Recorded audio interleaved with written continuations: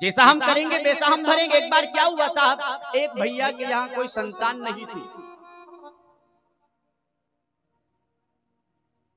एक भैया के यहाँ कोई औलाद नहीं थी। बहुत साल बीत गए, संतान नहीं हुई। उसने मन में विचार किया क्या करूं। पंडित जी के पास में गया, पंडित जी ने उपाय बताया, वो भी किया। देवताओं के पास में गया, देवताओं ने कहा, वो भी किया। जैसा जिसने कहा वैसा सारा कर्म ये कर चुका, लेकिन इससे संतान नहीं मिली। बहुत साल बीत गए। एक दिन क्या हुआ, किसी ज्योतिषी का पता इसे चला। बोले बहुत बड़े ज्योतिषी है, पूर्व जन्म की बातें भी कह देते हैं, अगले जन्म की बातें भी कह देंगे। तो ये उन्हीं ज्योतिषी के पास में पहुंचा। महाराज प्रणाम। आप जजमान, क्या बात है?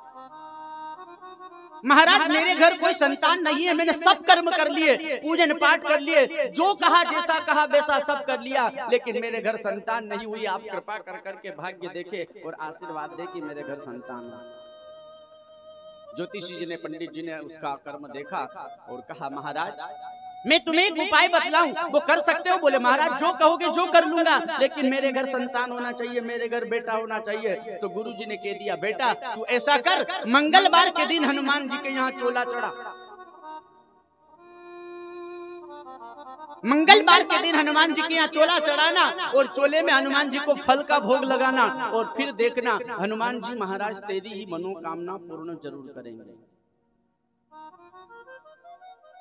अब ये भैया क्या हुआ, बोले ठीक है, गुरुजी ने कहा कर्म करना पड़ेगा, ये कर करके और देख ले। तो ये भैया पहुंचा दुकान पर और दुकान से जाकर के हनुमान जी के लिए सुंदर चोला खरीद लिया। फल वाले ठेले पर पहुंचा, वहां से फल खरीद लिया और फल लेकर के, चोला लेकर के हनुमान जी के मंदिर में पहुंचा और हनुमान जी के मंदिर में जाकर पुजारी जी को चोला दिया। महाराज मेरी ओर से हनुमान जी महाराज को ये चोला चढ़ाओ। अब हनुमान जी महाराज को चोला चढ़ाया और जो फल लेकर के गया था, महाराज इसका भोग लगाओ।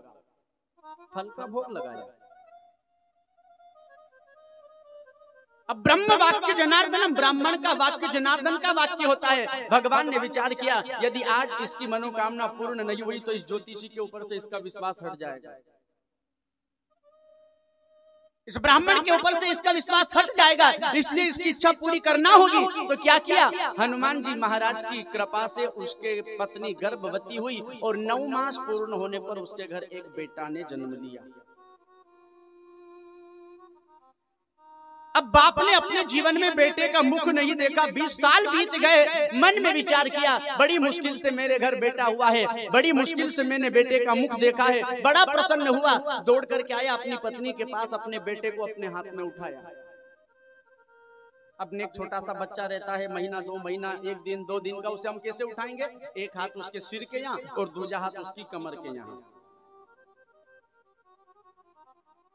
अब इस भैया ने भी हनुमान उस अपने बेटे को उठाया ना, तो एक हाथ कमर के यहाँ, दूसरा हाथ सिर के यहाँ। अब जैसे ही उठाया तो सिर के हाथ लगाया तो सिर पिलपिला,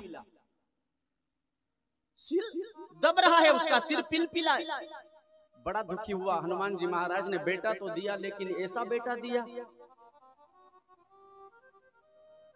खुश था, लेकिन थोड़ी ही देर में दुख हुआ।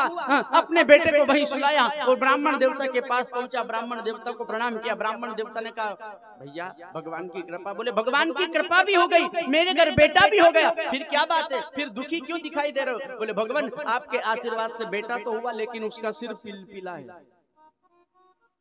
सिर पिलपिला? बोले हाँ। बोले चोला चढ़ाया था? बोले बिल्कुल चढ़ाया था। बोले फल? बोले फल भी चढ़ाया था। कैसा चढ़ाया था? बोले फल पिलपिला था।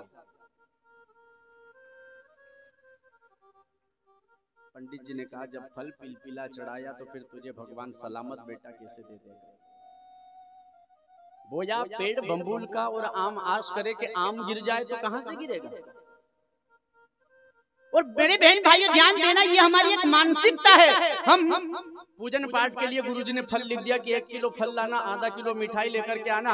अब फल वाले की दुकान पर पहुंचे तो बोले भाई साहब फल कैसे दिए? बोले ये 100 रुपये के, ये 80 रुपये के, ये 50 रुपये के। बोले 50 वाले तोल दो, भोग तो ही लगाना, कोई खाना थोड़ा ही है, पंडित जी को चढ़वाना है।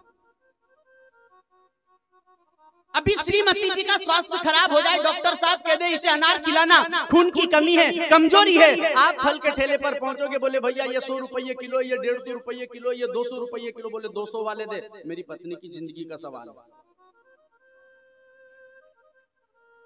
वहां 200 वाले हैं और हनुमान जी के लिए सड़े हुए जो छांट करके अलग रख दिए, वो सड़े हुए गले हुए पिलपिले हनुमान जी के लिए हैं, वो सड़े हुए भगवान के लिए हैं और अच्छे हमारे लिए हैं। मेरे बहन भाइयों, ये एक हमारी मानसिकता है, हम जैसा देंगे वैसा परमात्मा हमें देगा, जैसा हम करेंगे वैसा हम भरेंगे, जैसी करनी वैसी भरनी। भगवान को अच्छा देंगे, भगवान हमें अच्छा देगा, भगवान को हम सस्ता देंगे, भगवान हमें भी सस्ता देगा।